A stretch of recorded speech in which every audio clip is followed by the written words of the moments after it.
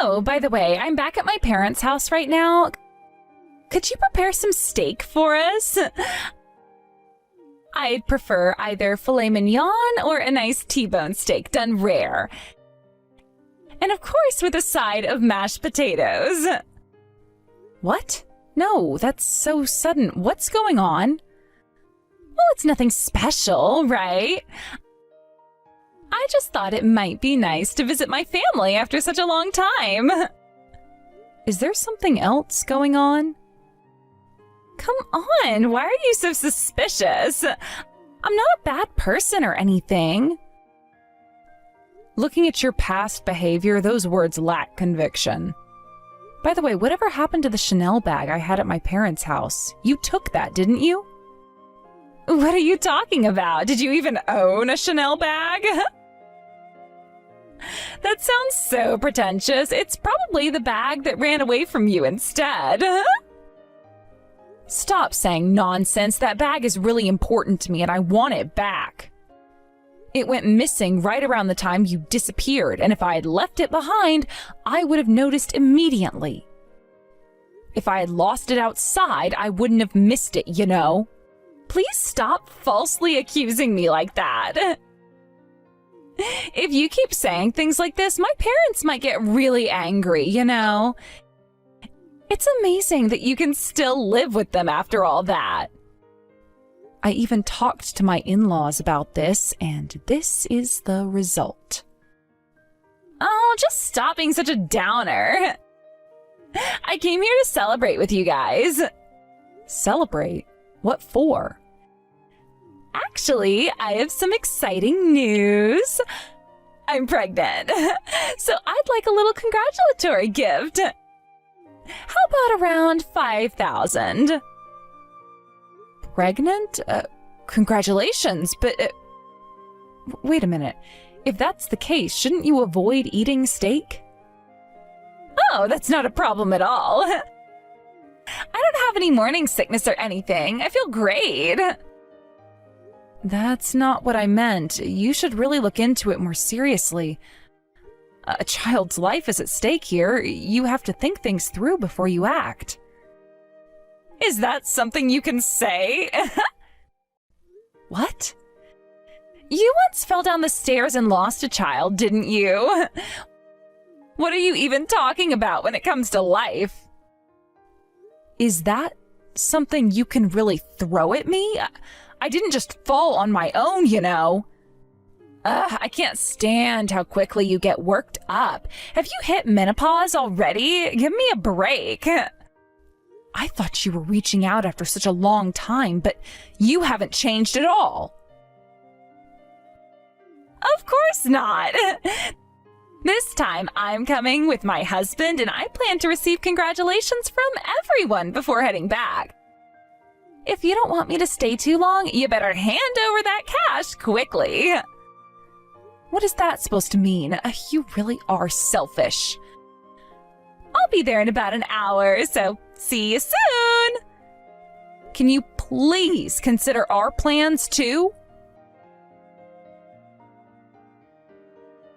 Hey, where did you go? I've already started lining up at the register with all the things I'm buying. Can you hurry up and get here? Why don't you just check out by yourself? I can't believe you're waiting for us at Costco. But I told you, we're on our way. When we finally got to my parents' house, my mom and the others told us that you guys were heading to Costco after you finished your errands. You looked like you were in a rush to buy things for dinner, right? So I thought it would be a good idea to do some shopping too. I really don't understand how you come up with these ideas. I have my own schedule to keep and I'm just following my plans. Well, coming to Costco to wait for you was a great decision. There are so many things I want and it's overwhelming. Oh, I just finished at the register. My total was $1,500, so you can take care of the payment. What are you talking about? We're already driving home. Huh? What do you mean? I'm saying we can't wait for you anymore. We finished our shopping and we are heading back home now. You spent $1,500? That's quite a lot. I guess your husband must have a really good income, right? Sounds like you had a fun shopping experience. Wait a minute, don't joke around. Come back right now and settle the bill. There's no way I can come up with that kind of money on the spot. Huh? Do you really think we can just pay that amount right away? But you guys are a working couple, right? You should have the money. I'm a stay-at-home mom, so I don't have any. I'm scraping by with my allowance.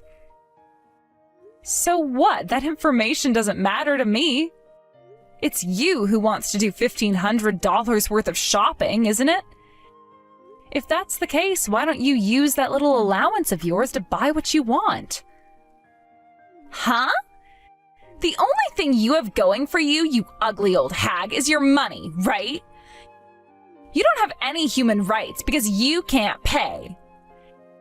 How can you live comfortably at my parents' house when you couldn't even bear a child? You're not even contributing anything.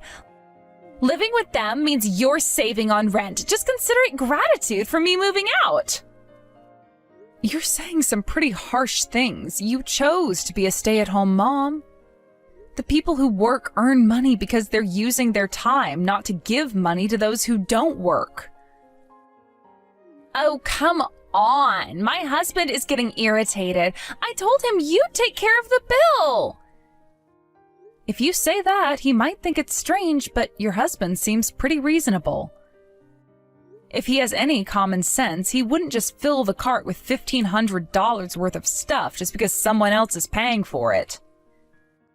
That's why I was being held back, but I told him you were rich, so it was fine. Most of the stuff in the cart is what I want anyway. There's no way I can put everything back on the shelves now. If I just leave the cart here, my husband is going to explode. Please help me out. No one is going to just say, okay, I understand, when you say something so selfish. Wait, hold on. This is bad. What now? We're not coming to help you no matter what happens. It's already getting late and I need to cook, so I'd like to stop contacting you. Hey, are you even listening to me? This is the worst. I ran into my ex-boyfriend and it turned into a huge mess. What? I didn't get any response from you and it turned out to be that kind of situation? Well, it's all because you didn't come to pick me up quickly enough. My husband got really angry and we ended up having a big fight and drawing a lot of attention. Then out of nowhere, my ex-boyfriend's girlfriend noticed me and came at me swinging. Wait, what? She actually came at you? How did things escalate to that point? And seriously, why is your ex-boyfriend's girlfriend so mad at you all of a sudden? I have no idea. She must be one of those jealous types. Ugh, this is just the worst. I can't even do my shopping for $1,500 now. I can't go back to my husband and my parents like this, so I've decided to postpone my visit until tomorrow. Oh, is that so? Well, if that works out somehow. Yeah, I guess I'll just have to figure things out from here. It's just so frustrating, you know? I thought I could handle the day smoothly, but now everything's a disaster. I was looking forward to spending some time with my family and getting my shopping done without any issues. Now with all this drama, I just feel drained. I mean, who would have thought that running into an ex could cause such chaos? I really didn't want to deal with any of this. I just wanted to have a nice day out. But here I am, stuck in this mess and feeling completely defeated. I'll have to come up with a plan to manage things tomorrow, but right now I just need to vent. It's hard to believe how quickly everything spiraled out of control. I just hope I can sort this out before it gets any worse. I'm gonna talk to them now. Okay, I understand, but please stay calm. You absolutely mustn't lose your temper or strike anyone. I know. I really think I can handle it this time. I have to speak with her parents, too, and they seem really upset, so I'll do my best to keep my composure. Yeah, they must be really furious. It's tough. Yesterday, when she said she couldn't come home, I wondered where she was staying. I never imagined she'd been taken to her in-laws' place. Honestly, she brought this on herself. Her past actions were reckless. She needs to face the consequences of her own choices. True, but still, it's shocking. She made a move on her fiancé, and now the fiancé's family is involved. It's like a train wreck you can't look away from. Right? She thought she could run away from her problems. She escaped her hometown only to collide with the reality of her actions, and now she's facing the wrath of everyone involved. It's sad, really. No one deserves to be treated like that. But the fact that she had an affair is inexcusable. Exactly, and now her parents are involved too. They must be devastated. I just can't believe she could stoop so low. I know it's frustrating, but you need to focus on your conversation with them. Remember what you're there for. You're right. I need to remain focused. But what she did to you, I can't let that slide. I appreciate that, but we have to approach this rationally. She claims it was just an accident, and I honestly don't know if it was intentional. Accident or not, the consequences were severe. You were pregnant and she collided with you, causing you to fall down the stairs. You really think she understands the weight of her actions? She insists it was an accident. I can't accuse her without proof. It's not fair to jump to conclusions. But she should feel guilty. Any normal person would feel terrible. She acts as if it's just another day for her without any remorse. I know, trust me, I am just as shocked. But remember, I'm going as a representative of my parents. I need to handle this calmly and maturely. Yeah, I get it. I'll be careful. I'm going in there, and I won't let my anger take control. Good. Just remember why you're there. Go take care of this. I will. Thanks for keeping me grounded. I'll talk to you later. Good luck. I'll be here waiting. Isabel, please, I need you to lend me some money. I can't go on living like this. I heard about it, Megan. Seems you've done something truly despicable. I can't believe you still had a relationship with your ex-boyfriend. That's just unacceptable. While your husband is away on business, you invite him over for secret meetings? How could you possibly deceive so many people at once? Honestly, I almost respect you for that. You heard everything from my brother, didn't you? Then you know how dire my situation is. I never thought it would come to this. I really believed that I would just get yelled at for old time's sake. But then they hired a detective and they figured out my current situation too. Today they managed to catch us in the act following our trail. Your ex's girlfriend, or should I say wife, must have been furious, right? The situation is messy and it's evident that you intended to involve everyone in this disaster. Now no one can hide your true nature. But it was thrilling. We had such great chemistry, something I don't have with my husband. It was just a physical relationship, and we both knew that. We were enjoying each other's bodies without any strings attached. You might call it thrilling, but once you're married, it's not just about you anymore. There's a family involved, and their lives are intertwined with yours. Just look at your parents, your brother, and your husband's family. They all took time out of their busy lives because of your actions. I don't want to hear your lectures. Just lend me the money. I promise I'll pay you back someday. I'm facing a massive compensation claim from his wife. My husband might divorce me. I won't be able to survive like this. Well, that's what you get. You should struggle through this. You had everyone around you being nice and helping you escape from problems until now, and this is how you ended up. It's hard to feel sympathy for you when all those you've harmed are suffering because of your selfish actions. So you're siding with my ex's wife? You're treating me like I'm some evil woman who's publicly shamed you. You're the one who continued to act wickedly. And here you are, trying to cover your lies with more lies. Your parents and your husband's family had to gather for a meeting because of you. Sure, your dad was too overwhelmed to come, so your brother stepped in. I bet he just wanted to confirm the truth. He thought it was deliberate when I got pushed down the stairs. He's been attacking me about it, and I don't know why. That's not the point. The suspicion about the baby being your ex's child came about because of your careless words. You simply said, if you don't want it, just get rid of it without a second thought. Sure, maybe that was the flow of the conversation. Your brother was devastated by how lightly you took a life. He also knows that you pushed me down the stairs intentionally to harass me.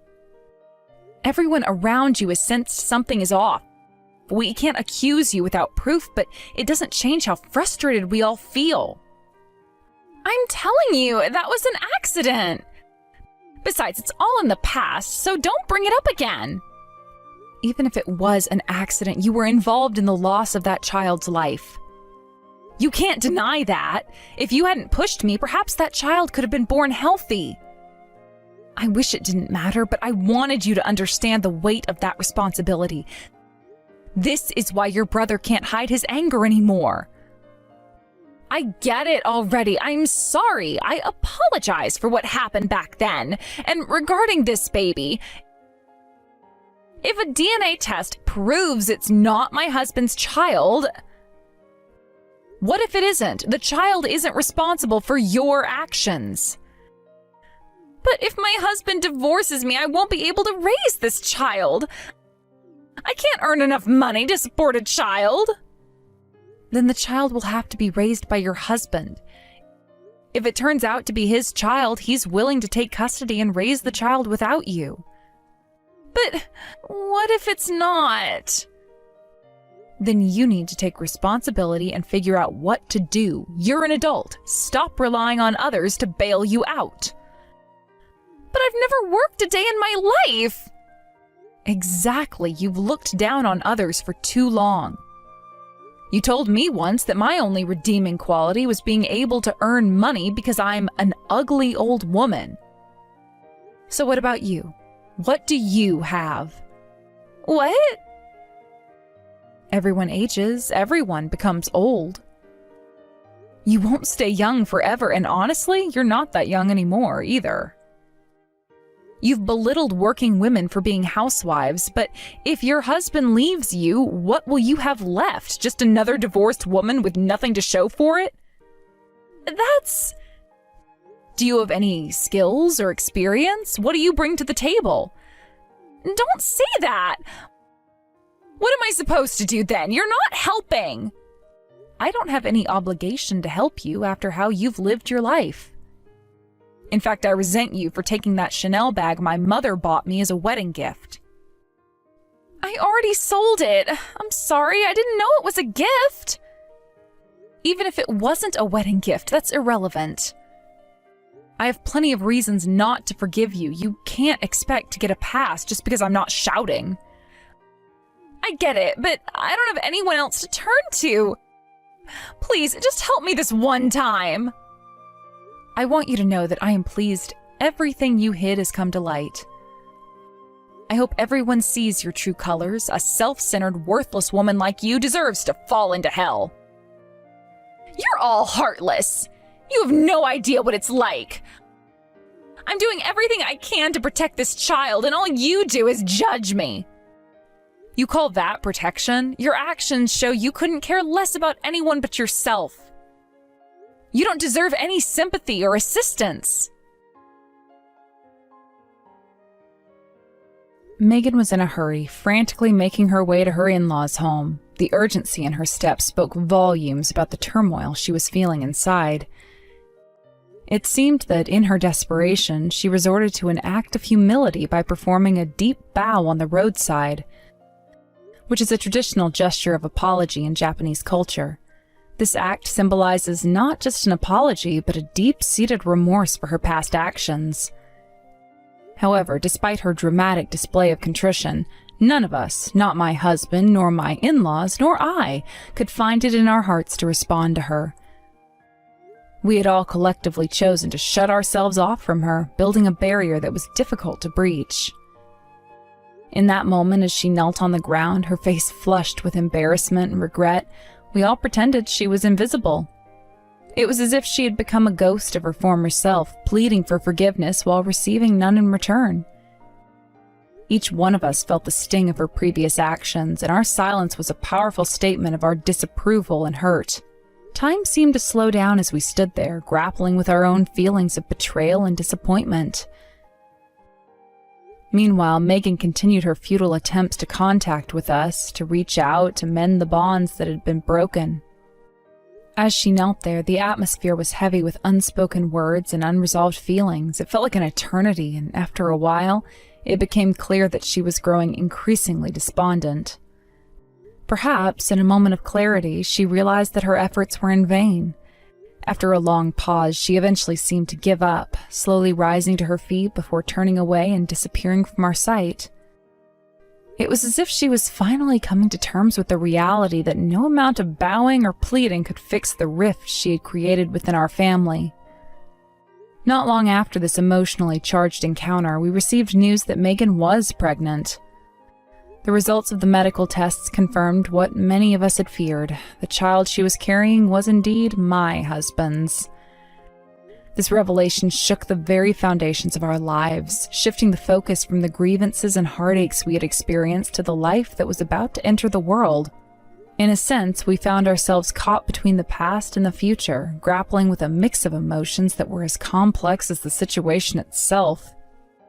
Despite the tumultuous circumstances surrounding her pregnancy, Megan eventually gave birth to a healthy child. A moment that should have been filled with joy, yet was overshadowed by the complexities of her past actions and challenges that lay ahead. Initially, Megan seemed to embody a sense of emotional detachment. She navigated through her pregnancy with an air of uncertainty, lost in a whirlwind of conflicting feelings. It was as if she was caught in a storm, buffeted by the winds of regret and daunting responsibilities of impending motherhood. However, as the months progressed, a significant transformation began to take place within her. The maternal instincts that had previously lain dormant started to awaken, slowly evolving into a deep-rooted desire to nurture and care for her child. As her due date approached, the notion of motherhood began to take shape in her heart and mind. The overwhelming sense of responsibility that accompanied this new chapter in her life slowly started to replace the indifference she had shown earlier. Carrying a life inside her sparked a profound change, leading her to confront her past and the mistakes she'd made. It was as if a switch had been flipped, awakening a sense of purpose that she hadn't known before. The realization that she was about to become a mother began to ground her, anchoring her in a way that she desperately needed. However, the reality of her circumstances loomed large over her newfound sense of hope. Despite her desire to be a loving and responsible mother, Megan found herself in a precarious financial situation, lacking the means to provide adequately for her child. The dream of being a perfect mother was marred by the harsh truth of her limitations.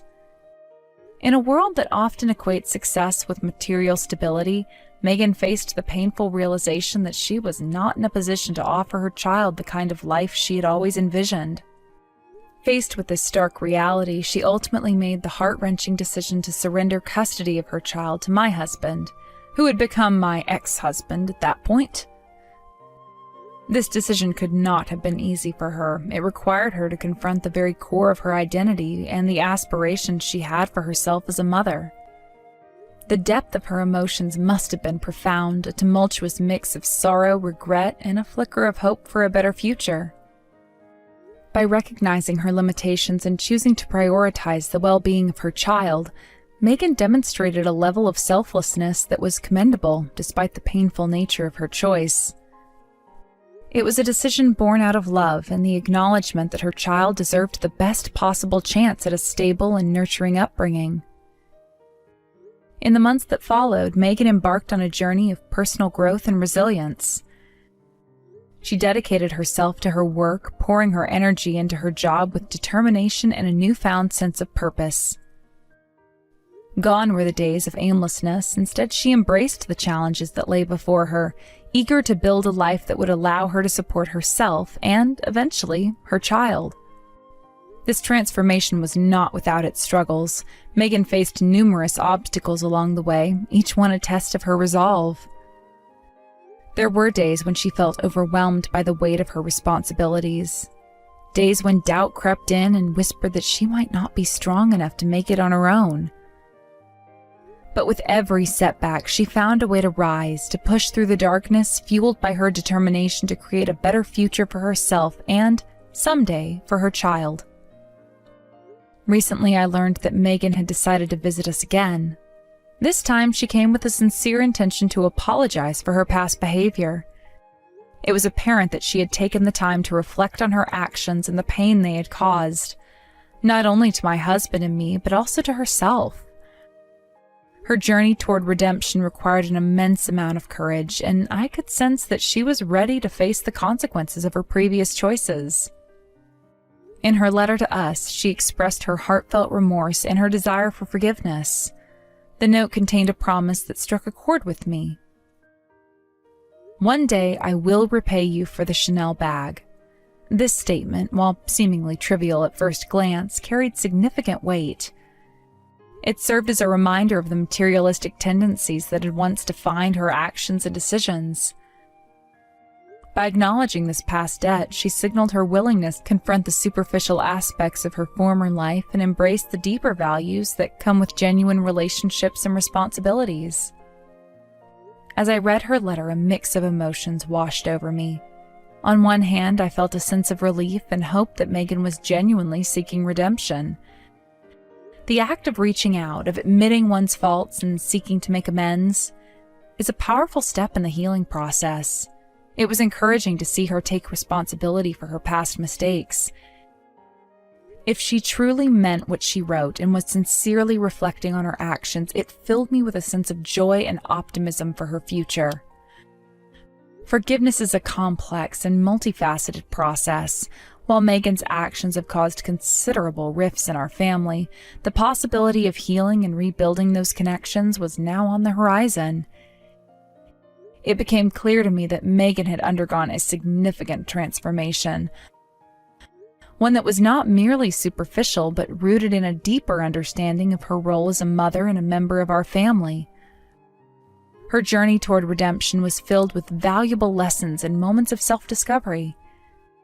As I reflected on Megan's journey, I couldn't help but think about the intricate nature of family dynamics. The bonds we share with our loved ones are often tested in the face of adversity. Megan's initial mistakes had strained our relationships, but the willingness to confront those mistakes and seek forgiveness was a step in the right direction. This experience underscored the importance of communication and understanding within families, highlighting how vital it is to navigate challenges together. In many ways, her story is a microcosm of the struggles faced by countless individuals who find themselves at a crossroads in life. Life is unpredictable, and our paths are often shaped by the choices we make. Megan's narrative serves as a poignant reminder that it is never too late to change course and strive for redemption. Her determination to become a good mother, despite the hurdles she faced, painted a picture of resilience and growth. As I pondered the future, I found myself considering the deeper implications of her actions. Would Megan truly follow through on her promise to change? Could she overcome the myriad challenges that lay ahead and emerge stronger than before? While the answers to these questions remain uncertain, I held on to the belief that with genuine effort and determination, she could carve out a new path for herself and her child. Ultimately, the most critical aspect of this journey is the connection she'll build with her child. It's not solely about financial stability or material possessions. It's about nurturing a loving environment where her child can thrive. hoped that Megan would recognize the profound impact of her choices on the life of her child, and I believed that with each step forward, she would continue to grow as a person and as a mother. As the days passed, I found myself reflecting on the road to forgiveness and redemption, realizing that it's often fraught with obstacles. Yet, as we navigate through life, it is crucial to remain open to the possibility of change. Just as Megan had begun to rewrite her narrative, we too have the ability to redefine our relationships and cultivate a sense of understanding and compassion for one another. As I consider Megan's journey, I realize that it encompasses not only her personal growth, but also the potential for reconciliation within our family. The act of apologizing is just the beginning. It opens the door for dialogue and healing. There's a delicate balance between holding on to past grievances and allowing space for forgiveness. While it is important to acknowledge the pain that's been caused, it's equally important to embrace the possibility of renewal. In closing, Megan's journey was not just an apology, it was a testament to the power of growth and the resilience of the human spirit. The path she traveled was filled with challenges, yet it also offered opportunities for learning and transformation. As I wished her the best on her journey, I hoped she would embrace the lessons learned and continue to strive for a better tomorrow. The road to healing may be long and filled with challenges, but with determination and support, there is always the possibility of a brighter future. Megan's story is not an isolated one. It's a narrative that resonates with many. It serves as a reminder that we are all capable of change, of seeking redemption and building a life that reflects our values and aspirations. Life's challenges may seem insurmountable at times, but through perseverance, self-reflection, and a willingness to grow, we can navigate the complexities of our relationships and emerge stronger. In the grand tapestry of life, each thread represents a choice, a moment of connection, or a lesson learned. Megan's thread has been woven with both dark and light, creating a unique pattern that reflects her journey. As she continues to move forward, I'm hopeful that her story will inspire others to embrace their own paths of growth and redemption. As we look to the future, I'm reminded that forgiveness is not a destination, but a journey. It requires ongoing effort, empathy, and understanding. Each day presents new opportunities to practice compassion, to extend a hand, and to foster healing within ourselves and in our relationships.